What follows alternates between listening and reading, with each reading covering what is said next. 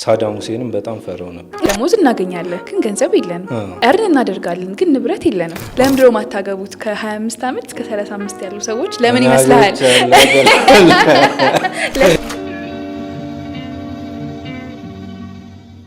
ሰላም ያገር ሰው ሐረግ ፖድካስት ተመልሷል። ዛሬም በሌላ ሀሳብ እንግዳ አይደለም ቤት ያጣች ቤተኛ ነች።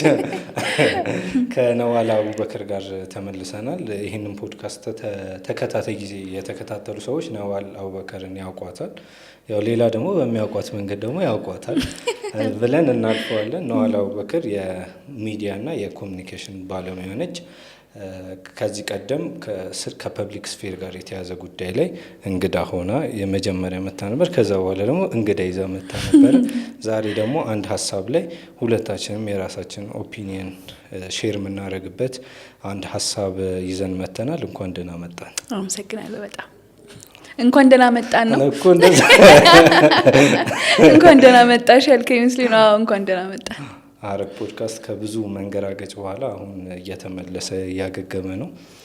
ዛሬም ደግሞ የምናነሳው ሀሳብ በተለይ ደግሞ አንድ የእድሜ ክፍልና ከዛ ጋር ተያይዞ ደግሞ በጣም ብዙ ፐርስፔክቲቮችን ይነካል ብለን እናስባለን። ሀሳባችን ሙሉ አይደለም ወይ ደግሞ በጣም ሪሰርችድና ጥልቀት ያለው ሪሰርች የተደረገበትም እንዳልሆነ መጀመሪያ እንዲረዱን እንገነዘባለን። የራሳችን ስሜት ኦፒኒየን በተወሰነ መጠን ከምንረዳው ጉዳይ ጋር ደባልቀን ነው የምናቀርብላቸው ማለት ነው። ዛሬ ስለምንድን ነው ለማውራት ስለ እድሜያችን አይደል? እኛ ስለምንኖርበት የእድሜ ክልል ነው በዋነኝነት የምናወራው። ግን እንዳልከው ብዙ አይነት ፐርስፔክቲቭ ይኖረዋል። ከዛ ደግሞ የዕለት ተዕለት ህይወታችንን እና ጓደኞቻችን የዘመን አጋሮቻችን የሚሰማቸውን ስሜት ለማውራት ነው እንጂ እንዳልከው በጣም ሳይንቲፊክ ቴዎሬቲካል አይደለም።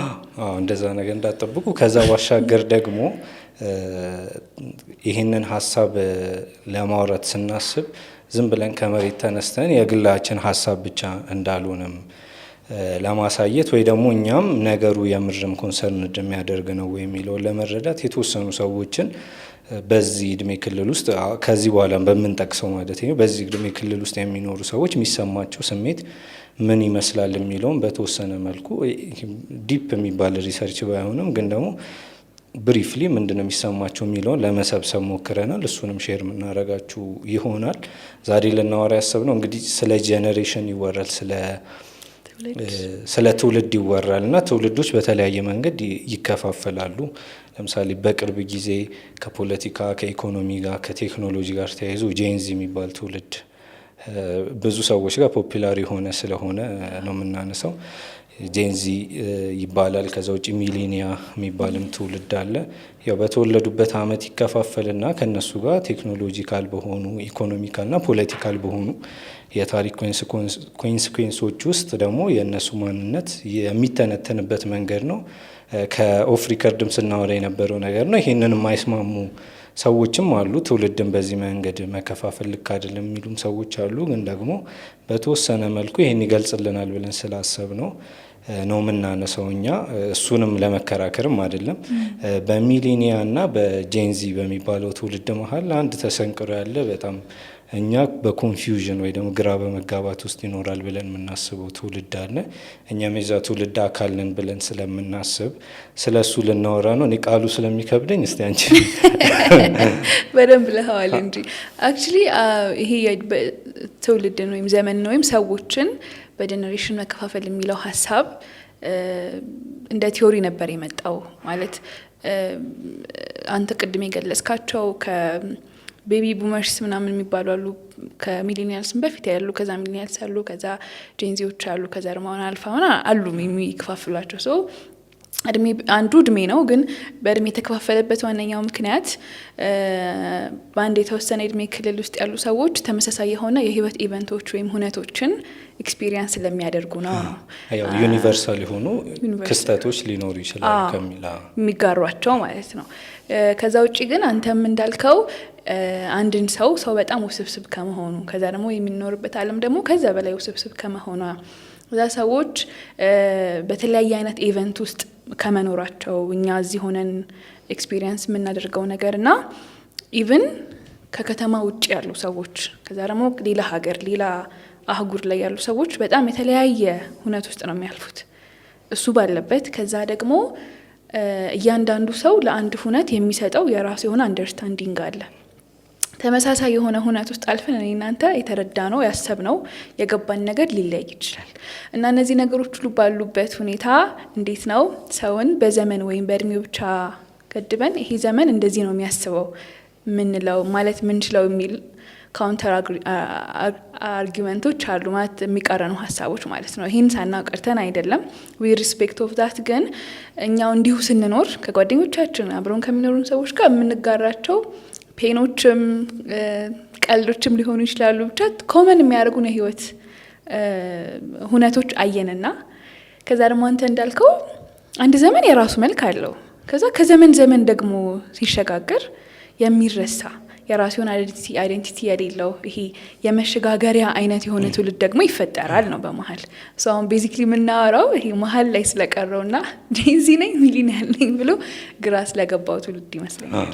አይ ቲንክ ቁጥሩ ልክ ላንሆን እንችላለን ግን የጄንዚ የሚባለው ትውልድ ከ1999 በኋላ የተወለዱት ናቸው እስከ 2000ዎቹ መጀመሪያ አካባቢ በፈረንጆች 1997 በፈረንጆች ጄንዚ የሚባለው ማለት በፈረንጆች ከ1997 ጀምሮ የተወለዱት እስከ ስንት አምኖት ሹር 2000ዎች መጀመሪያ አንድ አመት ሁለት አመትም ስለሚጨምር ነው። ለምሳሌ አንዳንዴ ከ1999 የሚያስጀምሩ አሉ ጄንዚ ከዛን እስከ 2000ዎቹ አካባቢ ድረስ እስከ 2000ዎቹ የመጀመሪያ አካባቢ ድረስ የከፋፍለው ሚሊኒያ አይ ቲንክ ከዛ በፊት የነበረው ሚሊኒያ እኛ ከምናነሳው ቀደም ብሎ ከ80ዎቹ እስከ 90ዎቹ መጀመሪያ አካባቢ ያለ ትውልድ ነው። እነዚህ መከፋፈሎች የመጡት እንግዲህ ዩኒቨርሳል ከሆኑ ነገሮች አንጻር ነው። ያው የምንኖርበት ዓለም የራሱ ባህል የራሱ አኗኗር እየቀያየረ ይመጣል። ይሄ ዩኒቨርሳል የሆነውም ግንኙነት እያደገ ይመጣል። ለምሳሌ አሁን ላይ ቴክኖሎጂው በጣም ሰዎችን ይበልጥ ስላቀራረባቸው የጋራ ባህላቸው እየሰፋ መጥቷል ከጥንቱ የተሻለ ማለት ነው እና ከዛ ኮመን ኢንሲደንቶች በመነሳት ነው እነዛ ክፍልፋዮች የሚሰሩት እና ጄንዚ እንግዲህ በደንብ የሚታወቀው ፖለቲካል በሆኑ እንቅስቃሴዎች ውስጥም በተለያዩ ዓለማት ኬንያ ልናነሳ እንችላለን። በቅርብ ጊዜ ደግሞ አይ ቲንክ የሆነ የሳውዝ ኤዥያ ሀገር ስሙ ጠፋኝ አንድ የሆነ በጣም የሚያስቅም የሚያስደነግጥም አብዮት ያስነሱ በጣም አንሲሪየስ የሆነ ትውልድ ነው። ከዛም ግን ፖለቲካል እንትኖችም ላይ ይሳተፋል። ግን ደግሞ ያው ዋናው ክፍልፋዩ እንዳልሹ በጊዜ ውስጥ ነው ከ1990ዎቹ መጨረሻ በኋላ የተወለደው ትውልድ ነው። ይሄኛው እኛ ዛሬ የምናነሳው ደግሞ ምንድነው ይባል ዚሊኒያል እንትን ነው ሚሊኒያልም አይደለም ከዛ ጄንዚም አይደለም መሀል ላይ ስላለ የሁለቱን ቃል ገጥሞ ዚሊኒያል አሉት ግን መሀል ላይ ያለ ማለት እንችላለን። ከ90ዎቹ መጀመሪያ አካባቢ ጀምሮ እስከ 90ዎቹ መጨረሻ ድረስ አካባቢ የተወለደ ነው። ይሄ ጄኔሬሽን እንግዲህ አናሎግ የምንለው ትውልድ ላይ ጊዜ ላይ ነው የተወለደውና የልጅነት እድሜውን ያሳለፈው እነዚህ የልጅነት ትዝታዎቻችን በእናነሳ በጣም ኮመን ሊሆኑ የሚችሉ ማለት ነው። ለምሳሌ ከቴክኖሎጂ አንጻር ሊሆን ይችላል። በዛ ጊዜ ዲጂታል የሆኑ ፕላትፎርሞች እየተስፋፉ አልመጡም። ለምሳሌ ሶሻል ሚዲያ ያልነበረበት ዘመን ነው። ቴክኖሎጂውን በዛ ልክ ያልዳበረበት ዘመን ነው። ስልክ ሊኖር ይችላል፣ ቴሌቪዥን፣ ሬዲዮ ሊኖር ይችላል። እሱ ግን በሆነ መጠን ፕሮግረስ እያደረገ ያለበት ዘመን ላይ የተወለዱ ልጆች ናቸው ከቴክኖሎጂ አንጻር ማለት ነው። የፖለቲካል ሁኔታ ደግሞ ያው እንደየሀገሩ ስለሚለይ ብዙ ደግሞ የምናነሳቸው ነገሮች አሉ። ከፍ እያለ ሲመጣ ደግሞ ኢኮኖሚካል የሆኑ ጉዳዮች አሉ። ግን ደግሞ እነዛ ነገሮች ሁሉ ተሳስረው ከስሜት ከአስተሳሰብና ከአኗኗር አንጻር የራሳቸውን ጫና አሳድረዋል ማለት ነው። በዛ ምክንያት ያ ትውልድ ተመሳሳይ የሆኑ ሳይኮሎጂካል የሆኑ ኤክስፒሪየንሶች የህይወትም ኤክስፒሪየንሶችን ይጋራል። እኛ እዛ መሀል ነው ማለት ነው ምንቆየው ዛሬ እንትንም ነው መሰለኝ አይደል? አሁን አንድ ትውልድ እኔ ነኝ የሚለው ትልቁ የሚሰራው ነገር ሚሞሪ ይመስለኛል። የጋራም የሚያደርገን ነገር አንዱ አይደንቲቲ ሲባል ነኝ የምንለው ሚሞሪያችን ነው ማለት። አሁን ማሚ ማነስልህ እዚህ ቦታ ተወልጄ እንደዚህ ቦታ ተምሬ ነው የምትለኝ። ሚሞሪህን ነው እንደ ፓርት ኦፍ ዩር አይደንቲቲ የምታወራው። እና ሶ እንደ አንድ ጄኔሬሽን ደግሞ ሚሞሪያችን ኮሌክቲቭ ነው አይደለ? እኔ ወደ አንደኛ ክፍል ሁለተኛ ክፍል ብዬ ሳስታውስ የምናስታውሰው ነገር ከትምህርት ቤት ከቦታ ከምናምን መለያየት ባለፈ ብዙ ኮመን የሆኑ ጨዋታዎች በለው ያው ማይንድ ሴታችን ኮንስትራክት የሚደረገው በእነዚህ ውስጥ ስለሆነ ማለት ነው። ጨዋታዎች፣ የምንጎበኛቸው ነገሮች፣ የምናወራቸው ነገሮች ምናምን ተመሳሳይ የሆነ ሚሞሪ ስላለ እና እነዚህ ሚሞሪዎች ደግሞ አድገው እኛን ስለሚሰሩንም ነው። ከዛ ደግሞ አንድ በጣም ኢንትረስቲንግ ሀሳብ ያለው ምንድን ነው እኛ ያለፍንባቸው ዋነኛ ኢቨንቶች ምንላቸው አሁን በዚህ እድሜ ክልል ውስጥ ያለን ሰዎች ያለፍናቸውን ጉዳዮች ከኛ በታች ያሉትም ከኛ በላይ ያሉትም አልፎበታል። ግን የሚለየው ምንድነው ታይሚንጉ ይለያያል ነው። ልክ አሁን ለምሳሌ ከዩኒቨርሲቲ ሲወጣ ልክ ከዩኒቨርሲቲ እንደተመረቀ ኮሮና ብሬክ ያደረገበት ሰውና የአንድ የ7 ዓመት ልጅ የ7ኛ ዓመት ልደቱን ሲያከብር ኮሮና ብሬክ ቢያደርግ ሲግኒፊካንት የሆነ ለውጥ ያለው ለየትኛው ነው? ሶ እነዚህ ነገሮች ናቸው የጋራ የሚያረጉን ብዙ ጊዜ የሚያስተሳስሩ ማለት ነው። ከዛ ባለፈ ግን እነዛ ሚሞሪዎቻችን ሂስትሪ ሆነው አይቀመጡም፣ ተጽፈው አይቀመጡም፣ ስሜት ናቸው ነው። አሁን ማሚ እንትን ታስታውሳለህ ስልህ የሚሰማ ስሜት ነው እንጂ ይሄ አሁን ኮሮና የሚያስታውሰው ስለ ኮሮና ይሄን አልቶ ተይዞ ነበር ምናምን አይደለም የሚያስታውሰው፣ የተሰማውን ስሜት ነው የሚያስታውሰው፣ ፍርሃቱን ምናምን እና እነዚህ ነገሮች አንድ አይነት ያደርጉናል ነው። ከዛ ባለፈ ደግሞ ኢቨንቶቻችን ፖለቲካሊ ዲፋይን ብናደርገው ለብቻ ለምሳሌ እኛ የአንድ ስርዓት ልጆች ነን አይደለ? ያ ስርዓት የራሱ የሆነ የፖለቲካ ሲስተም ነበረው፣ አይዲዮሎጂ ነበረው ምናምን ግን ደግሞ የማናውቀውን ኢቨንት ሚሞሪ ደግሞ ተሸክመናል አይደለ? ደርግን አናውቀውም እኛ ግን ደርግ ያደረገውን ነገር እናውቃለን። ትራውማ አለ፣ ፔኖ አለ። ከዛ ደግሞ ያላወቅነውን ኢቨንቱ ላይ ያልነበርንበትን ነገር ሚሞሪውን ፔኑን ግን እኛ ነን የምንሸከመው አይደለ? ስንኖር ግንቦት 20 አለ፣ ስለሱ ይወራል። በቤተሰቦቻችን የደርግ ላይ የነበሩ ኢንቮልቭድ የነበሩ ሰዎች ካሉ እነሱ ያወራሉ። ብቻ ህመሙ አለቀቀን። ጠባሳው ቅርብ ስለሆነ አዚስ ጠባሳው እየተወራ ስለሆነ እዛ ውስጥ እናልፋለን። ኤግዛክትሊ። ባንኖርም ሚሞሪውን ግን ተሸክመናል። ይሄኛውን ጄኔሬሽን ደግሞ እየኖር ነው። ስለዚህ 2 ጄኔሬሽን ላይ ነው ያለ ነው ማለት ነው አይደለ? ፖለቲካሊ ብታስበው ግሎባሊ ብታስበው ምን ታስተውሳለህ? ለምሳሌ እኔ የሴፕቴምበር 11 እነሱ ነገሮች አሁን የኛን ጄኔሬሽን በደንብ ሰርተውታል ማለት ለአይደንቲቲ ያለን ነገር ለአርድ ይሄ ክራይሲስ ይመጣል መፍራት ምናምን የሚለው ነገር በደንብ እንጋራዋለን። አሁን ያው ለምሳሌ በልጅነቴ ሳዳም ሁሴንም በጣም ፈራው ነበር። አሁን ይሄ ዝም ብሎ ፖለቲካሊ ወይ ደግሞ ሚዲያ ላይ ከሚወራው ፓወር ፖለቲክስ ባሻገር እኔ ፐርሰናል ህይወት ውስጥ አስ ኢንዲቪዥዋል በዛ ልጅነቴ ውስጥ የሚፈጥርብኝ የራሱ የሆነ ሚሞሪ አለ። ምልሽ ትልልቅ አይነት ኢቨንቶች አይደለም የሚያስታውሱኝ፣ የራሴ ፍርሃት ያ ትንሽ ነው እያልኩኝ ሳይሆን ግን በዛ ልክ ዲቴይልድ ይሆናል ማለት ነው። እና ለምሳሌ ያደግንበት አካባቢ አጋጣሚ አውሮፕላኖች፣ የጦር ጀቶች ምናምን ወደ መሬት ቀረብ ብሎ ይበራሉ ትምህርት ቤት እየተማረ እና እኔ ትዝ ይለኛል እየሮጥኩ ምናምን እገባ ነበር። ሳዳም ሁሴን መጣ ምናምን።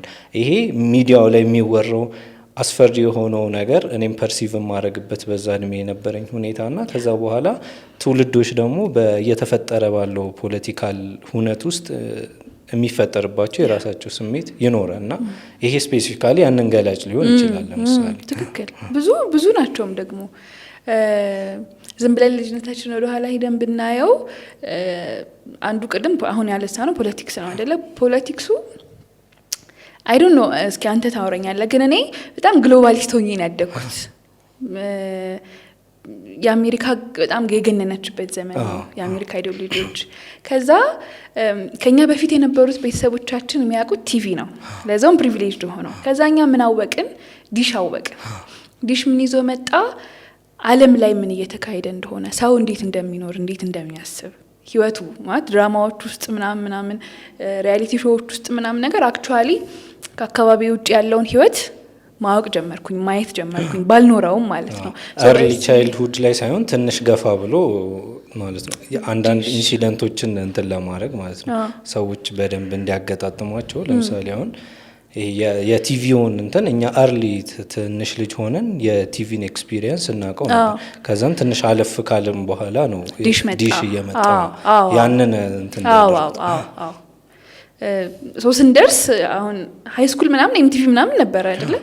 ኤምቲቪ ማወቅ ማለት እንግዲህ በጣም ዓለም ላይ በጣም ፕሪቪሌጅ የሆነውን ህይወት ማወቅ ነው። ከዛ ደግሞ ኤምቢሲ አክሽን፣ ኤምቢሲ 4፣ ኤምቢሲ 1 ምናምን ነበረ። ይህ አረቡ ዓለም በጣም ሀብታም የሆነው ምናምን ዓለም። ከዛ የእነሱን ህይወት ማወቅ ቻለን። ከኛ በፊት የነበሩት አያውቁም፣ እኛ ተጋለጥን ማለት ነው ለዓለም። ስለዚህ ዓለምን በማወቅ ሩቅ የሆነውን ዓለም በማወቅ አንድ አይነት ሆነን፣ ግን ደግሞ እዛ የሚካሄደው ነገር ልክ አሁን አንተ ሳዳም ሁሴን ስታስብ እንዴ ሁሳማ ቢንላዲን ትዝ ይልሃል? እነዚህ ነገሮች እነሱ ናቸው የሚነግሩን። ስለዚህ ፖለቲካሊ ውጭ ያለውን ነገር አንደርስታንድ ማድረግ የጀመርነው ከውጭ ነው። ለዲሞክራሲ በጣም ልባችን ስስ ነው አይደለ?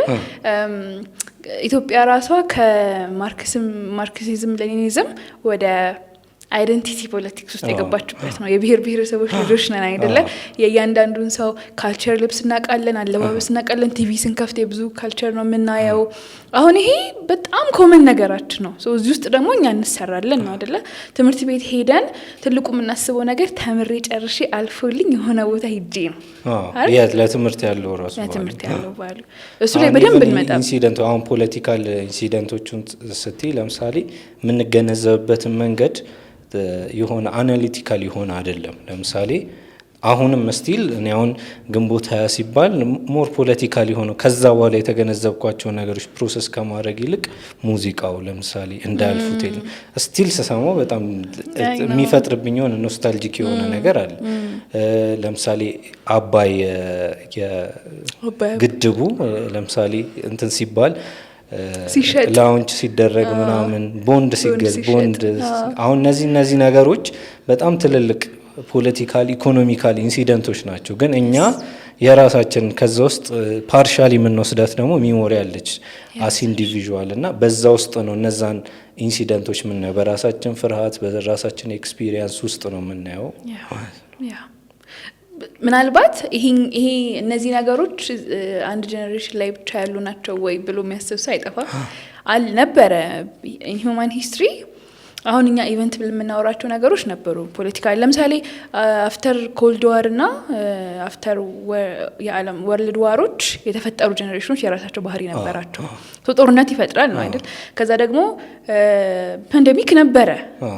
በጣም እንግዲህ ሰዎች ምን ያህል መንቀሳቀስ ሳይችሉ ቀሩና አላቅም፣ ግን በጣም ብዙ ፍሎዎች ነበሩ ምናምናም ሰዎች ኤክስፒሪየንስ ያደርገውታል። ግን እነዚህ ኢቨንቶች ሲገጣጠሙ እኛን ይፈጥሩናል ነው። አሁን ወደ እኛ ጀኔሬሽን ዳይቭ ከማድረጋችን በፊት አንዱ ማወቅ ማገናዘብም ያለብን ሼር የምናደርገው የጋራ ኮንሽስነስ አለን ከሌላው ትውልድ ጋር እና ይሄ ግሩፒንግም አይደለም። እኛ የዚህ ትውልድ ነን ምናምን ለማለትም አይደለም፣ እየተነጠልን አይደለም። ምክንያቱም የምንጋራቸው ብዙ ነገሮች አሉ። ግን አሁን በዚህ በ25 እና በ35 መካከል ያለ ሰው ሳይንቲፊካሊ ስታየው ብሬኑ በራሱ ሳም ፓርት ኦፍ ኢትስ ብሬን አድጎ የሚጨርስበት የአደልትሁድ ጊዜ ነው። በኢኮኖሚ ብታየው ኤክስፕሎር የምታደርግበት ጊዜ ያበቃል። በህይወት ፋውንዴሽን የምትፈጥርበት ጊዜ ነው። ንብረት ማፍራት የምትፈልግበት፣ ስቴብል መሆን የምትፈልግበት፣ ልጆች ቤተሰብ የምትልበት ጊዜ ነው። ሶሻሊ ብታየው ሰዎች እንድታገባ እንድትወልድ የሚፈልጉበት፣ የሆነ አይነት ስታተስ ውስጥ እንድትገኝ የሚፈልጉበት ነው። ፖለቲካሊ ስታየው በጣም ትልልቆቹ ሰዎች እየወጡ ነው። ትንንሾቹ ደግሞ ዚያር ኖት ኢንትረስትድ እና ደግሞ ዌል በእድሜም በምንም ገና አልደረሱም። ኃላፊነት አለብህ። ገባ ፍሮም ኤቭሪ አስፔክት አሁን ያለንበት እድሜ ብዙ የሚያጋራን ነገር አለ። ለዛ ነው አሁን ላይ ቆመን የምናወራው ስለ ተስፋችን፣ ስለምናምን፣ ስለ ኤክስፒሪየንሳችን ምናምን አይደለ? ከዚህ በኋላ እነዚህ ሰዎች ማን ናቸው የሚለው ማተር ያደርጋል። ለምሳሌ አንተ እድሜው ከ25 እስከ 35 ያለ ኢትዮጵያዊ ሰው ምን አይነት ነው የሚታይክ? ካራክተሩ ምናምን ህይወቱ ቀድመን ስናነሳው ነበረ።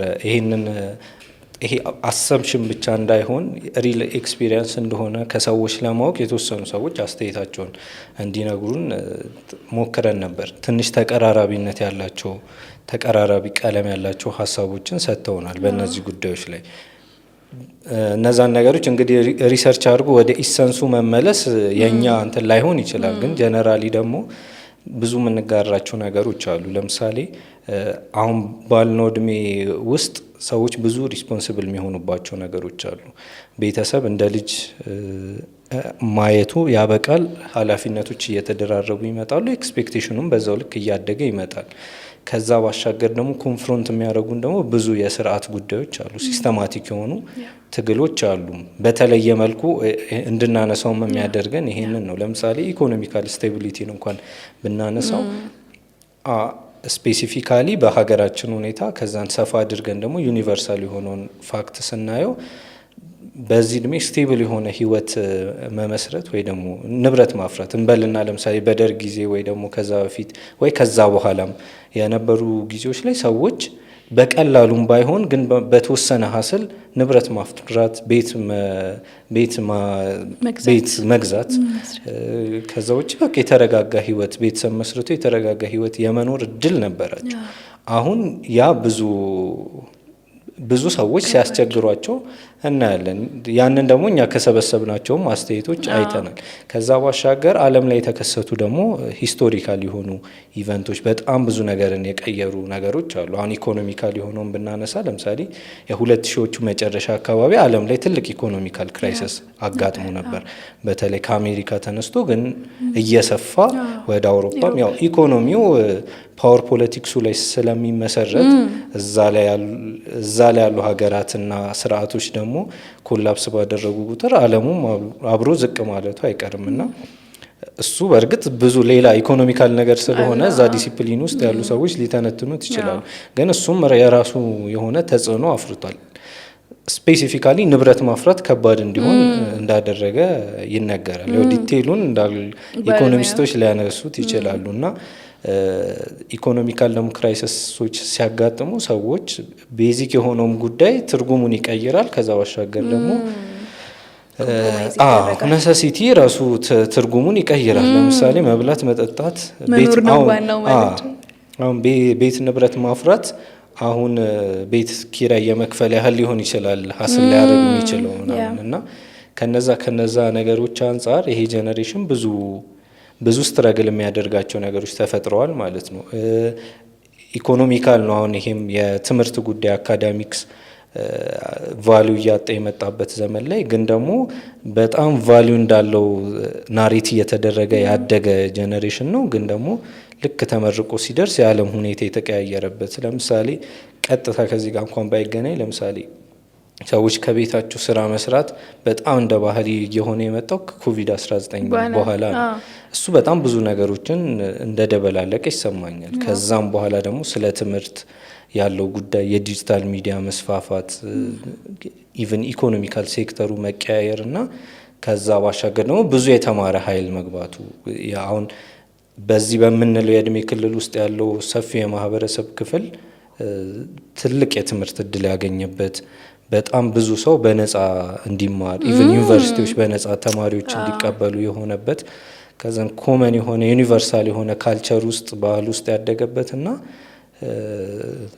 መጨረሻ ላይ ግን ከትምህርቱ ብዙ ፍሬ ማግኘት አስቸጋሪ የሆነበት ከዛ በኋላ ያለው ትውልድ የራሱ የሆነ መልክ አለው። እሱ ሌሎች ጊዜዎች ላይ ልናነሳው እንችላለን። ከዛ በፊት ያለውም እንደዚሁ ስቴብል የሚሆንበት የራሱ የሆነ ድልና የነበረበት ነው። ትምህርት ራሱ በጣም ኢንትረስቲንግ ነገር ነው ማለት እኛ በጣም ከትምህርት ጋር አሁን አንተ እንዳልከው ትምህርት ጥሩ ነው ተብለን አድገን ወይም ደግሞ እንደዛ አስበን አድገን ተምረን ሙሉ ኢንቨስትድ ሆነን ትምህርት ላይ ልክ ተምረን ከዩኒቨርሲቲ ስንወጣ ትምህርት እኮ ብዙም ምናምን መባል ጀመርን። ከዛ ስራ ፈጠራ የሚባለው ኢንተርፕረነርሺፕ አስፔክት መጣ። ከዛ ደግሞ ቤተሰቦቻችን ሳይማሩ ህይወትን አውቀዋታል ማለት በራሳቸው መንገድ ሄደው እንዳልከው ንብረት አፍርተው ህይወት መስርተው ኖረዋል። ታናናሾቻችን ኦሬዲ ሌላ አይነት እይታ ሊኖራቸው እንደሚገባ አስበው ከትምህርት ባሻገር ብዙ ነገር እያዩ እያሰቡ ትምህርት ያን ያህል ከማወቅ ለራስ ካለው ፐርፐዝ ባሻገር ለዓለም ደግሞ ሌላ አይነት ፍላጎት መምጣቱን ተደርተው ይኖራሉ።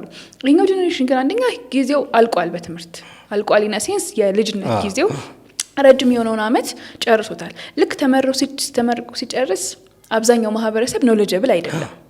የድሮ ሰዎች እኮ ከዩኒቨርሲቲ ከወጡ በጣም ኖሌጀብል ናቸው አይደል? ዋይዝ ናቸው፣ አዋቂ ናቸው። የሆነን ነገር መፍጠር ምናምን ይችላሉ። ኢቨን ኢንተርዲሲፕሊን እንደሆነ እውቀትም አላቸው። ኤግዛክትሊ። እኛ ግን አንደኛ በጣም ሲንግል የሆነ ዲሲፕሊን ውስጥ የምናድገው፣ ከዛ ደግሞ የተማርንበትን መንገድ ያን ያህል ዴብዝ ያለው አይደለም። አስበው፣ ከዛ ስንደርስ ተምረናል እኮ ግን ዴብዝ የለንም። ቅድም እያልኩ አይደለም? ትምህርት ተምረን ተመርቀን ስራ ጀምረን ሊሆን ይችላል። ገንዘብ ደሞዝ እናገኛለን፣ ግን ገንዘብ የለንም። እርን እናደርጋለን፣ ግን ንብረት የለንም። ገባካ? እየኖሩ ነው ተብሎ ነው የሚታሰበው። ከዛ ኤክስፔክቴሽን አለ ከቤተሰቦቻችን። ግን እኛ የሰርቫይቫል ጥያቄ ሆኗል ህይወታችን። ንብረት ማፍራት በጣም ሌግዠሪ ለኛ በጣም ከባድ ነገር ነው። አላቋረጥኩሽ። እንደዚህ ነው የሚሰማኝ። ብዙ ነገር እኛ ተዘጋጅተን ስንጨርስ ነገሮች እየተለወጡ የመጡ ይመስለኛል። የዝግጁነታችን ሲደርስ ሌላ ነገር መጣ። ከዛ ደግሞ ስፔሲፊክሊ የኛን እንደ ኢትዮጵያ ደግሞ ስናወራ ቅድም ያለው ይሄኛው ጀነሬሽን የሚያውቀው የሆነ አይነት ስርዓትን ነው። አንድ በጣም ኢንትረስቲንግ ፋክት እንደውም ሰዎች ማናቸው ተብለው ሲጠና በእነሱ የላይፍ ስፓን መሪ የነበሩ ሰዎች አብሮ መጠናት አለበት ይላል። እና ማን መራን? እኛን ማን መራን? እነሱ ዘዌ ዓለምን የተረዱበት መንገድ፣ ፖለቲካን የተረዱበት መንገድ፣ ህይወትን ዲፋይን ያደረጉበት መንገድ እና ህዝቦች እንዲኖሩ የፈለጉበት መንገድ እኛ አሁን ላለነው ማንነታችን በጣም ብዙ ኮንትሪቢዩሽን አለው። ሰው ብቻውን ራሱን አይሰራም አይደለ? ብዙ ነገሮች ነው የሚሰሩን። ነኝ ስል እኔ ወይም እኔ ነኝ ስል ስለ ብዙ ነገሮች እያወራሁኝ ነው። አንዱ ትልቁ ፋክት ብዬ ማስበው የኛን ትውልድ ወይም ይሄን የታይም ስፓን የላይፍ ስፓን ኮንፍሊክት ውስጥ ያሉ ሰዎች፣ አሁን አክቲቭ የሆነ ኮንፍሊክት ውስጥ ያሉ ሰዎች እና ከተማ ውስጥ የሚኖር ከዛ ለመኖር ጥረት የሚያደርግ አንዱ የሚሳካለት አንዱ ማይሳካለት ይኖራል። ኮምፕሊትሊ ህይወት የቆመበት ደግሞ በዚህ እድሜ ያለ ሰው አለ አይደለ? እኛም ያገኘናቸው እንዲሁም ደግሞ በህይወት አጋጣሚ መናቃቸው አሉ። ትልቁ ጥያቄ በሁለታችን መሀል ምን አይነት ዲፍረንስ አለ ነው። ኮንፍሊክት ውስጥ ስደት ውስጥ ምናምን የሚኖሩ ሰዎችና እኛ ሌላውን የህይወት ቻሌንጅ ፊግር አውት ለማድረግ እየሞከርን ያለን ሰዎች ምን ያህል እንለያለን? አይ ዶንት ኖ። ገብተዋል? ሳይኮሎጂካሊ ሰምሃው እኛም ከነሱ ጋር ነን ያለ ነው። እነሱ ደግሞ እያልኳን ነበረ አንድ ሰው በ14 አመቱ ጦርነት ውስጥ ቢገባ እና ለ4 ለ5 አመት ጦርነት ውስጥ ቆይቶ ከዛ ወደ ህይወት መመለስ ቢኖርበት 20 አመቱ ነው። ገና ጊዜ አለው። አሚን ቀላል ነው አይደለም፣ በጣም ከባድ ነው። አንዛይቱ ዲፕሬሽን ምናምን ከባድ ነው፣ ግን ጊዜ አለው ህይወትን ፊግር አውት ለማድረግ። ግን በ25 አመቱ ወደ ጦርነት የገባ ሰው ከጦርነት ሲወጣ 30 አመቱ ነው። ከዛ አት ዲስ ስቴጅ ከህይወት የሚጠበቅበት ብዙ ነገር አለ። ጓደኞቹ አግብተዋል፣ ወልደዋል፣ ስራ ላይ ናቸው ምናምን ነገር። እሱ ግን ገና ፊግር አውት ለማድረግ ስራ ለመፈለግ ምንም ፍላጎት ያጣል። ከዛ ደግሞ ህይወትን ኤክስፕሎር ለማድረግ ወዴት ኤክስፕሎር እንደማድረግ እንደሚችል አያውቅም። ስለዚህ የሆነ የመንሳፈፍ አይነት ስሜት ነው ያለው። አንዱ እንደውም ኮሜንት ላይ ያነበብኩኝ ፌስቡክ ላይ ከጠየካቸው ውስጥ ኢንሴፕሽንን ያስታውሰኛል አለች ደራሲ ኤልሳ ሙልጌታ። አጋጣሚ ስለ ከዚህ ጋር የተያዘ ከጦርነት ጋር የተያዘ ጉዳይ ካነሳሽ እንደዚህ ሀሳባቸውን ከሰጡን ሰዎች መሀል ስሙ የማይታወቅ ነው። አጋጣሚ ግን ያንን ሀሳብ አይቶ የጻፈልኝ ነገር ነበር። ያው ስሙን እና በየትኛው ወገን ሆኖ እንደተዋጋ እሱን ማንሳት የለብንም፣ ግን ጦርነቱ አልፏል። ያሁን አይደለም። አሁን ላነሳሹ ነገር ጥሩ መንደርደሪያ ይሆናል ብዬ አስባለሁ እና 2013 አካባቢ በተፈጠረ አንድ ከግጭት ከእርስ በርስ ጦርነት ጋር በሚያያዝ ምክንያት የመጀመሪያ ዲግሪውን እንደጨረሰ ወደ ጦርነቱ ወታደር ሆኖ ማለት ነው የዘመተ ልጅ ነውና ያው ፐርሰናል ስለሆነ የጻፈበት መንገድ ፐርሰናል ስለሆነ ዝም ብዬ ጠቅለል አድርጌ ሀሳቡን ባነሰው ይሻላል እና ተስፋዬን ህልሜን ወጣትነቴን በልቶብኝ ህልሜን የታገልኩበት በረሃ ላይ የሚፈልግ ቀሽም ሰው ሆኛለሁ ብሎ ነበረ የጻፈልኝና ብዙ ኢንሲደንቶች አሉ እኛ ስፔሲፊካሊ ልናነሳቸው የምንችላቸው እና የእድሜ ደግሞ ትራንስፎርሜሽኑ ራሱን የቻለ ሁሉም ነገር ባዮሎጂካል ክሎክ አለው።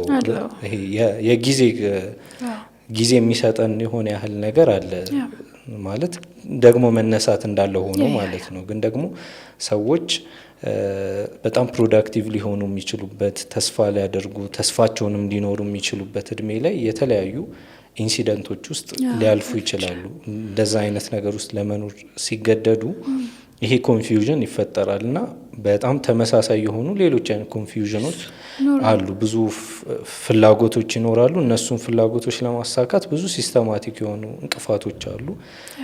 እነዛን ለማለፍ አንድ ሰው ብቻውን አስቸጋሪ ሊሆን ይችላል። ከዛ ባሻገር የተፈጠረው ዩኒቨርሳል የሆነ ካልቸር አለ።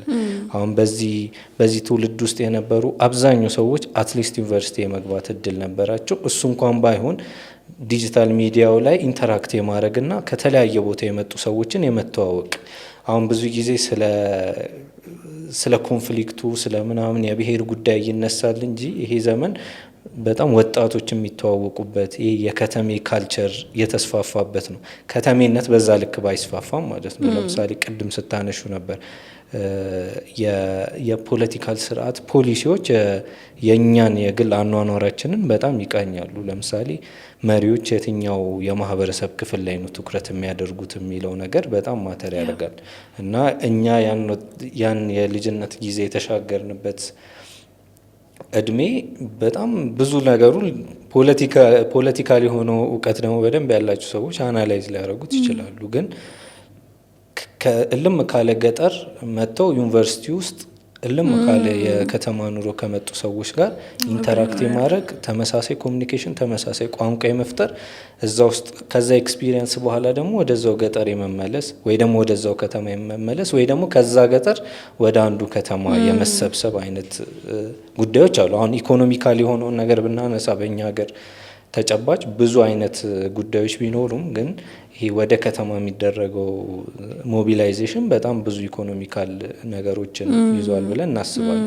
ከተሞች በዛ ልክ ስላልተስፋፉ ማለት ነው። ኢህአዴግ ይባላል የገበሬ መንግስት ነው እኮ ይላሉ እና ደግሞ የገጠሩም ክፍል ደግሞ በጣም ሰፊ ነው በዛው ልክ ማለት ነው። ግን ደግሞ ወጣቶቹ የሚለምዱት የላይፍ ኤክስፒሪየንስ ደግሞ ከዛ ጋር በጣም የተጣላ ይሆንና እሱም የሚፈጥረው ራሱን የቻለ ኮንፊውዥን ያለ አይ ነው እንትንም ነው አይደለ? አሁን አእምሯችን ለሞደርን ለሆነው ዓለም ዝግጁ ይሆናል። ህይወታችን ግን በተቃራኒ ነው። ያ በጣም ኢንትረስቲንግ ለሁሉም ነገር ይመስለኛል። እኛ አሁን ለቴክኖሎጂ እውቀት አለን እኮ አይደለ? ግን ኢንቮልቭድ አይደለንም። መስራት መፍጠር ምናምን አንችልም፣ ግን አለን፣ ጭንቅላቱ አለ። ፖለቲክሱም ላይ ኮንሽስ ነን እኮ እናነባለን፣ እናውቃለን፣ ዜና እናውቃለን ምናምን፣ ግን ኢንቮልቭድ አይደለንም። በጣም ትንሽ ሆና ፓርቲ ውስጥ ገብቶ ምናምን የሚለው ብዙ ነገር ከላይ እናውቀዋለን፣ ግን ኢንቮልቭድ መሆን አንችልም ነው። በጣም የገረመኝ ነገር ስለ ኮንፍሊክት ስላወራን ግጭት ያለባቸው አካባቢዎች ላይ ወይም ጦርነት እንግዲህ አፍሪካ ስፔሻሊ አይ ቲንክ እኔ እንደ ሆርን አፍሪካ ካሰብ ነው በጣም ብዙ ሼር የምናደርጋቸው ይሄኛው እድሜ ብዙ ሼር የሚያደርጋቸው የኮሌክቲቭ ሚሞሪ ያለን ብዬ አስባለሁ። ትልቁና አንዱ ግጭት ይመስለኛል። ጦርነት፣ ግጭት ምናምን እና ኮቪድ አንዱ ያስተማረን ነገር እኔ ኤክስፒሪየንስ ያደረግኩት ለምሳሌ ኮቪድ ብሬክ ያደረገው በ21 በ22 ዓመት ቢሆን ኮቪድ ሲያልቅ አንተ 24 ዓመት ይሆናል። 2 ዓመት ነው የቆየው አክቲቭሊ 24 ዓመት ነው። ግን 24 ዓመት አይደለም ማለት 24 ዓመት አልኖርክም እኮ 2 ዓመት የለህም። ግን ስትወጣ እንደ 24 ዓመት ሰው ነው የምትጠበቀው። አንተ ግን ተመልሰህ 2 ዓመት ምን እንዳደረክ አታውቅም። ገባህ? ጦርነት ላይም ፔኑ በጣም ገዝፎ ሴም ኤክስፒሪየንስ ይኖራል ብዬ አስባለሁ። 4 ዓመት ጦርነት ላይ የነበረ ሰው ወይም 5 ዓመት ሲወጣ እድሜውና ህይወቱ አይገናኝም። የ5 ዓመት አልኖረም፣ ያንን 5 ዓመት አልኖረም። ከዛ ደግሞ መኖር ደግሞ አለበት። አሁን ደግሞ መጥቶ አይደለ ዞር ብለህ ስትለው የሚያስታውሰው ምናልባት እንግዲህ ጠመንጃና በጣም ከባድ ኤክስፒሪየንስ ሊሆን ይችላል። ህይወትን አይደለም የሚያውቃት። ግን ዓለም ያንን ቶለሬት አያደርግለትም። 30 ዓመቱ ነው። ንብረት ሊኖረው ይገባል፣ ሊሰራ ይገባል፣ ሊወልድ ይገባል። በደንብ በቅርበት የምናውቃቸው ጓደኞች ስላሉ ይሄን የኖሩት ማለት ነው። ሶ እነዚህ ሰዎች ምን አይነት 35 ዓመታቸው ሆኖ ምን አይነት ህይወት ነው ያላቸው ብለህ ለማሰብ ስትሞክር በጣም በጣም ከባድ ይመስለኛል አይደለ? ምናልባት የኛ እንደውም ይሄ የከተማው ዓለም ትንሽ የሚለይ ይመስለኛል። ደግሞ ሁለት አይነት ግጭት ነው ያለው። በጣም ሶሳይታል የሆነ እንትን አለ፣ ፕሬዠር አለ። ለምሳሌ የሆነ ያህል ሰዎች ከ20ዎች ሚድ 20 ላይ ከደረሱ በኋላ ኦልሬዲ አግብተው ልጆች ወልደው ህይወትም በሆነ ስቴብል በሆነ ደረጃ እንዲጀምሩ ኤክስፔክት ይደረግባቸዋል። ያም ማድረግ በተለያዩ ምክንያቶች እያነሳን ባለናቸው ምክንያቶች ቀላል አይደለም። ከዛ ባሻገር ደግሞ ኢኮኖሚካሊ የሆነው ስርዓትም ደግሞ ሌላ ፕሬዠር ነው እና እንትን ሰርቫይቭ ከማድረግና ኤክስፔክቴሽኑን ከማሟላት ጋር ነው ስትረግሉ ያለው ማለት ነው። ማለት ሰርቫይቭ ማድረግ የሚበሉትን ማግኘት ለቤት ኪራይ የሚከፍሉትን ያው አብዛኛው በዛ እድሜ ከቤተሰቡ ጋር ሊሆን ይችላል የሚኖረው። ግን ጀነራሊ ብናነሳው ለምሳሌ ቢል ለመክፈል የሆነ ነገር ለማድረግ የቤት ኪራይ ለመክፈል የምግብ ወጪ ለመሸፈን በጣም ከባድ ነው ዝም ብለን ስናስበው ማለት። ለምሳሌ ከኮቪድ በኋላ 2 አመት ሊመረቅ ሲል 2 አመቱ ፌል እንትን ያደረገበት ሰው ፌድ አውት ያደረገበት ሰው ከዛ በኋላ ደግሞ ተነስቶ ተመርቆ ስራ ለመጀመር የሞከረበት ሰው ጦርነት ደግሞ መጥቶ የሆነ ጦርነት ውስጥ ለመሳተፍ የተገደደ ሰው ወይ በጦርነት ምክንያት ከተማው መንደሩ የተዘጋበት ሰው ምን ኤክስፕሎር የማድረግ እድል እንደሚኖረው አስቢው። ግን ስቲል እድሜው እንዳልሽው እየቆጠረ ነው አይኑ እና ያ ሶሳይታል የሆነው ኤክስፔክቴሽን ደግሞ አይቀርም በምንም አይነት ሁኔታ ውስጥ መውለድ ማግባት ይጠበቃል። ከዛ ውጭ ስቴብል ሆኖ ህይወቱን እንዲቀጥል ይጠበቃል። ኤክስተርናል የሆኑ ብዙ ፋክተሮች አሉ። ከዛ ባሻገር ዲጂታል ሚዲያው ላይ በተለያዩ ሚዲየሞች ደግሞ የሚተረኩ ጉዳዮች ደግሞ የባሰ ሳይኮሎጂካል ጫና ይፈጥሩብሻል። ሰው ኢኮኖሚካል ፍጡር እንደሆነ ኢኮኖሚካሊ አቺቭ ማድረግ ያለበት ነገር እንዳለ የሱ ቫልዩ እዛ ላይ እንደተመሰረተ ደግሞ በሰፊው ናሬት ይደረጋል። ከዚህ ሁሉ ነገር ጋር ነው ትግሉ ያለው ማለት ነው። ይሄ በጣም ኮንፊውዥን የሚፈጥር ነገር ነው። ከዛ ደግሞ ለያይቶም ደግሞ አለው።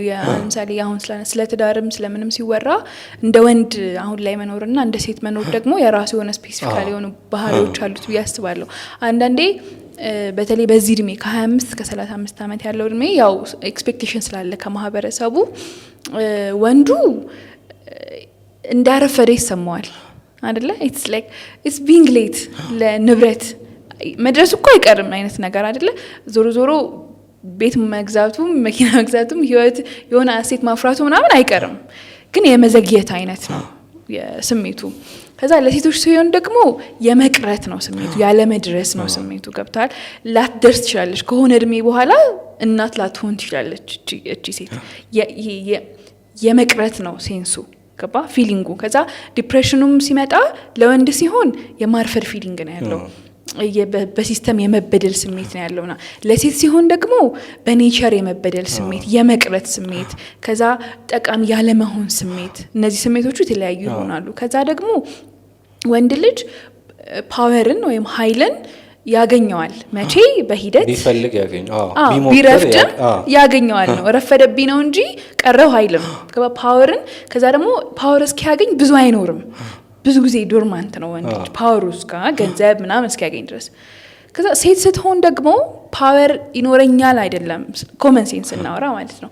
ፓወር በሌለበት ሁኔታ ውስጥ እንዴት ነው መኖር የምችለው ብላ ራሷን ሰርቫይቭ ለማድረግ ነው የምትሞክረው። ወንዱ አትሊስት የሆነ ነገር ከያዘ መሳብ ይችላል ወደ ራሱ የሆነውን ነገር ተብሎ ይታሰባል። ይሄ እንትን አይደል፣ ይሄ ሳይንቲፊክ የሆነ ነገር አይደለም ወይም ደግሞ በሪሰርች የተረጋገጠ ነገር ሳይሆን ያው ኮመንሊ ሶሳይቲ ውስጥ የሚታይ ነገር ስለሆነ ነው። አሁን ስፔሲፊካሊ የቤተሰብን ጉዳይ ካነሳን አሁን ከሰበሰብናቸው ኮሜንቶች ውስጥ ለምሳሌ የአለማግባት በአለማግባት ውስጥ የሚፈተኑ የዚሁ እድሜ ሰዎች ወንድም ሴትም ሊሆኑ ይችላሉ አጋጥመውናል። ለምሳሌ ማግባት ኤክስፔክት የሚደረግባቸው ከዛ ባሻገር ቤተሰብ ደግሞ በጣም ኢንተረስቲንግ ሆኖ ደግሞ ያገኘሁት ነገር ቤተሰብ በዚህ ትውልድ ውስጥ ያሉ ልጆችን እንደ ልጅም ያያቸዋል እንደ ትልቅ ሰውም ያያቸዋል እና በነፃነት ነገሮችን እንዲያደርጉ አይፈቀድላቸውም።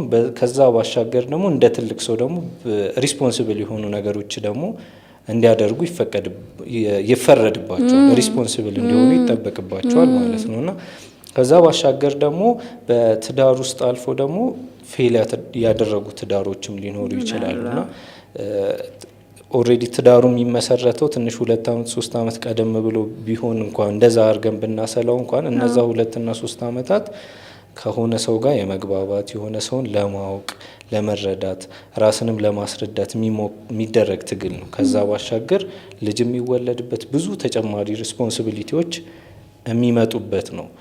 በዛ ሂደት ውስጥ ኢኮኖሚካሊ ሆነው የኬሪየር ጉዳይ አካዳሚካሊ ፕሮግረስ የማድረግ ነገሩ እንትን ሊከስም ይችላል። ስለዚህ ከዛ የሚባል ደግሞ ነገር አለ ሶሳይቲ ውስጥ ለምሳሌ ልጅ ይዞ በተለይ ለሴት ሲሆን ትንሽ አስቸጋሪ ነው የሚባል ነገር አለ እና እነዛን ነገሮች ሁሉ ተመልሶ ፍላሽ ባክ አድርጎ ፕሮግረስ ማድረግ አስቸጋሪ ሊሆን ይችላል እና እነዛ አይነት ኮንፊውዥን ውስጥም ደግሞ የሚኖሩ ሰዎች ደግሞ አጋጥመውናል። እነዚህ ነገሮች አሁንም ይሄ ሳይንቲፊክ የሆኑ ይሄ ስለተፈጠረ ይሄ ይሆናል ከሚል ሴንስ ሳይሆን ያው እኛ የቃኘናቸው ነገሮች ከማንሳት እንደሆነ ተረዱ። ግን ማሚ አሁን አንተ ምን ይመስላል? ለምሳሌ በዓለም ታሪክ ሁለተኛው ይመስለኛል የ2000s በጣም ሎ ሬት የተመዘገበበት በማግባት ያላገቡ ሰዎች the highest አንዱ 1931 መሰለኝ። ግን ከዛ በኋላ the highest rate የተመዘገበው 2000s ነው። የማግባትን ደግሞ እንትን ብዙ መንገድ ቢጠርቀው ወንድ ልጅ ነው። ለምንድነው ማታገቡት? ከ25 አመት እስከ 35 ያሉ ሰዎች ለምን ይመስላል? ለካንታ ግብታ ለምንድነው ማያገቡት? አሁን አግብቼ ለወንድሞቼ ድምጽ እየንቀ አግቡ ማለት ራሱ ይመቻል። እንደዚህ ነው ብሎ የሆነ እርግጠኛ ነገር ማንሳት አይቻልም። ያው ስለምጠነቀቅ ነው እንደ ትሩዝ እንዳይወስዱት ነው ሀሳባችን። እስካሁን የምናነሳቸው ነገሮች በጣም ፋክተር ናቸው። ለምሳሌ ኢኮኖሚካል ነገሩ እንደ ድሮ አይደለም። የህይወት ስርዓቱም በጣም እየተቀየረ መጥቷል። ኢቭን ለኢኮኖሚካል ለሆነው ነገር ለሰዎች ፋይናንሻል ለሆነ ስታተሳቸው የሚሰጠው ዋጋም በዛው ልክ እየጨመረ ነው። ካፒታሊዝም ደግሞ በጣም ከባድ ብዙ ፈተናዎች አሉት። የሚያስፈልጉ ነገሮችም በጣም እየበዙ ነው። አሁን ለምሳሌ ከ20 ከ30 አመት በፊት እንኳን ብለን ብናስበውና አስፈላጊ ነሰሲቲ ናቸው ተብሎ የሚታሰቡ ነገሮችና አሁን እንደ ነሰሲቲ ገበያ ላይ ወጥተው የሚሸጡ ነገሮች ፕሮሞት የሚደረጉ ነገሮች አንድ አይነት አይደሉም እንበልና ለምሳሌ የውበት መጠበቂያ ነገሮች አሁንና ድሮ ትርጉማቸው አንዳለም። አሁን በጣም ነሰሲቲ ናቸው ባልንም ግን ደግሞ እንደ ድሮ አይደለም የሚታዩበት መንገድ በጣም ነሰሰሪ ወደ መሆን እየተጠጉ ነው ያሉት።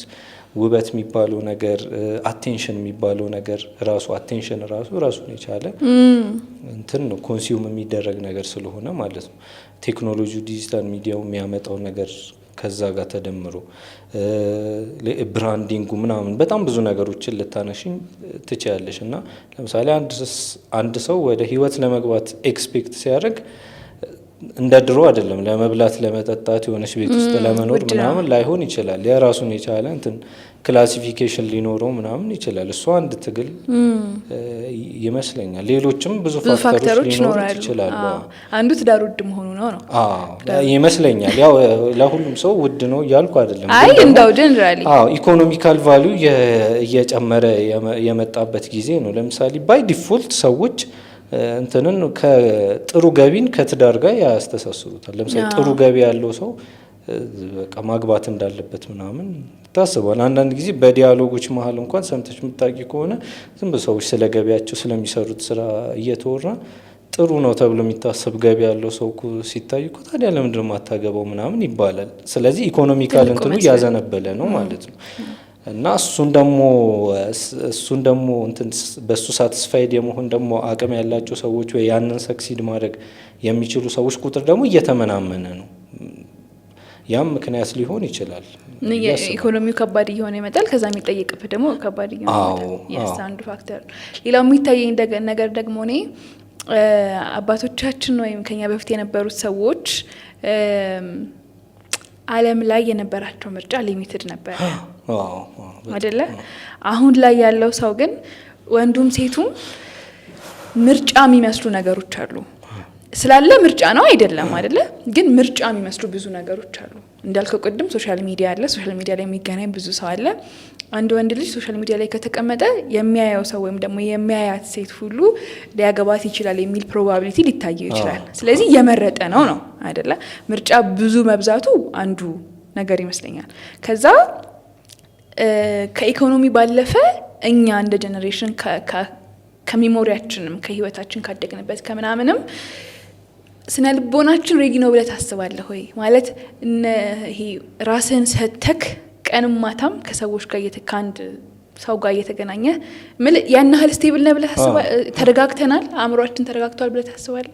አይመስለኝም። ያው ኢንስቴቢሊቲ በጣም የሰፈነበት ይሁን የነገሰበት ጀኔሬሽን ነው ይሄ። ስለዚህ ሌሎችም ነገሮች ውስጥ ብትፈልጊ አታጭም። ለምሳሌ አሁን ቅድም እንዳልነው የሆነ አናሎግ በሆኑ ሚዲየሞች በኩል ነው ያደግነው። ከዛ በኋላ ግን የሆነ አይነት እድሜ ላይ ሲደረስ ግን ወደ ዲጂታል ሚዲያው ከዛ ባሻገር ኤአይም ልትዩ ትቻለች። ብቻ ወደ ዲጂታሉ ዓለም እየተሸጋገርን የመጣንበት ጊዜ ነው። ከዛን ዲጂታሉ ዓለም ደግሞ በጣም ፕሮግረስ የሚያደርግ ብዙ ስሜቶች፣ ብዙ ሀሳቦች የሚንሸራሸሩበት በቃ በጣም የሆነ እንዴት ነው ልትገልጩ ማትሽው አይነት በጣም ኪዮቲክ የሆነ ኢንቫይሮንመንት ነው። ስለዚህ በሆነ አይነት ኖርም ውስጥ ያደገ ሰው የሆነ እድሜው ላይ ይሄ ኪዮቲክ የሆነ ኤክስፒሪየንስ ውስጥ ሲገባ ራሱን የቻለ በጣም ብዙ ሳይኮሎጂካሊ ስቴብል የማያደርገው ነገር ሊፈጠር ይችላል። አሁን አልሽው የምርጫም ጉዳይ እኮ እሱ አንዱ ሊሆን ይችላል።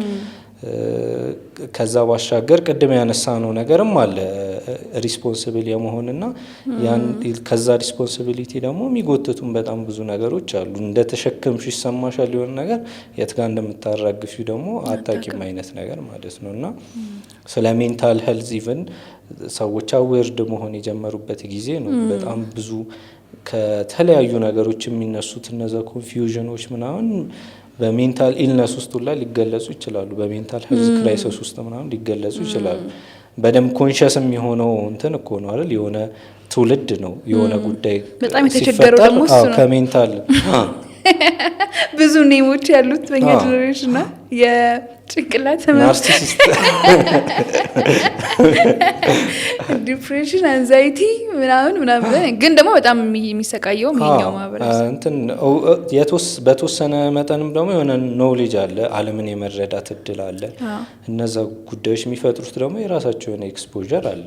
ዓለምን በሆነ ልክ ስትረጂ በሆነ መጠን ወደ ዓለም ስትጠጊና ኢቭን እውቀት በራሱ እኮ የራሱን የቻለ ኮንፊውዥን ነው። አዎ ይሁን አለማወቅ እንትን ብሊስ ነው ይባላል። እና ይሄ እኛ የምናነሳው ትውልድ ደግሞ አውቋልም አትዩም አላወቅምም አትዩም በዛ መሀል ተምሯል ግን አውቋል ማለት ይከብደናል። ስለ ቤተሰቦቻችንስ አይ ቲንክ ቅድም አንስተዋል። ይሄ ጀነሬሽን ለቤተሰቡ ልጅም ነው ወላጅም ነው። ብዙ ኤክስፔክቴሽን አለበት። ግማሹ ቤተሰቡን ለማስደሰት ወይም ቤተሰቡን ለመጦር ለምናምን ከሀገር ወጥቶ ይሆናል፣ ወይ ደግሞ በጣም ከባድ ሀስል ውስጥ ይሆናል፣ ወይ በጣም እየሰራ ይሆናል፣ ወይም ደግሞ እየሰራ ግን እነሱ መደገፍ ሳይችል ቀርቶ ምናምን ሊሆን ይችላል። እና አንዱም ታናናሾቻችን ታድለዋል አይደል? ብዙ ህመም የላቸውም በዚህ ጉዳይ ይኖራሉ። ሳድሊ ደግሞ ምንድነው ቤተሰቦቻችን ወደ የእድሜያቸው ጀንበር የአብዛኞቻችን የሚያዘቀዝቅበት ማለት እንችላለን። ሞር ከህይወት ይልቅ ተረጋግተው ለመኖር የሚሞክሩበት ወደ ጡረታ መልስ የህይወት የመጨረሻዎቹ ጊዜዎች ናቸው ለብዙዎች። ለምሳሌ የ26 የ27 ዓመት የ28 የ29 የ30 ዓመት ልጅ የወለደ ሰው ኦልሬዲ አሁን እየተጠጋ ነው ማለት ነው ወደ ሆነ ነገር። ስለዚህ ኤክስፔክቴሽኑ ከዛም ሊነሳ ይችላል። ሞር ማረፍ ከመፈለግ ያን ረፍት ደግሞ በልጆች ከመፈለግ ሊነሳ ይችላል። በዛው መጠን ደግሞ ልጅ በዚህ እድሜው ደግሞ የሚጠበቅበት ቅድም ያነሳነው ነገር ይኖራልና ሁለቱ መሀል ያለው ፓራዶክስ ብዙ ጊዜ ይባላል። የእናትን ሽበት እያየህ በመጣ ቁጥር ምናምን የህይወት አለርት ተመሳሳይ እኮ አይደለም። ለምሳሌ እናትሽ ወጣት እንደሆነች በሚሰማሽ ጊዜ ብድግ ስትል ለመነሳት ሲያስቸግራት ወገቧን የሆነ ትንሽ ነገር ስትሸከም ሲያማት የሆነ እንዴት ነው ቆዳ እየተሸበሸበ ሲመጣ ይሄ ብዙ እኮ አለርት ነው ክሎክ ነው እና እነዛን ሁላ ነገሮች እያየሽ የምታልፊበት ጊዜ ነው። ከዛ ባሻገር ውጭ ያለውን ደግሞ ስትረግል የምታየው ነው እና ሁለቱ መሀል እርቅ መፍጠር ራሱ በጣም አስቸጋሪ ነገር ነው። ኤክስተርናል ያሉት ኢኮኖሚካልም ሊሆን ይችላል፣ በሌሎች መንገዶች የምታደርጊያቸው ትግሎች ያን ያህል ሳቲስፋይንግ አይደሉም ነገር እና ብዙ ሰው ጋር ያለ ቁጭትም ይመስለኛል የመቅረት ያለ መድረስ ስሜት አለና አንዳንድ ጊዜ ደግሞ ሳድሊ ደግሞ የወላጅ ሞት ሀፕን የሚያደርግበት አብዛኛው ለምሳሌ ምንም ማስታወሰው ለምሳሌ በጣም የአባት ሞት በኮንቲኒየስሊ እኔ በቅርበት ማቃቸው ብዙ ሰዎች አባቶቻቸው እናቶቻቸው በተደጋጋሚ ልጅ ሆኜ ያ ላይደጋገም ይችላል ወይ ጎረምሳ ሆኜ ሊፈጠር ይችላል፣ ግን ተደጋጋሚ ላይሆን ይችላል እና ያቺ ክሎክ በደንብ እንትን እያደረገች ስትመጣ ያ ግሪፍም ደግሞ አለ ራሱን የቻለ እሱም ደግሞ እንትን አለው። እሱ ሚሞራይዝ ስታደርጊ ደግሞ የሚሰጥሽ ስሜት አለ። ፕራክቲካሊ ደግሞ ስትሞክሪ የምታሳኪያቸው ነገሮችም ሊኖሩ ይችላሉ ኦፍ ኮርስ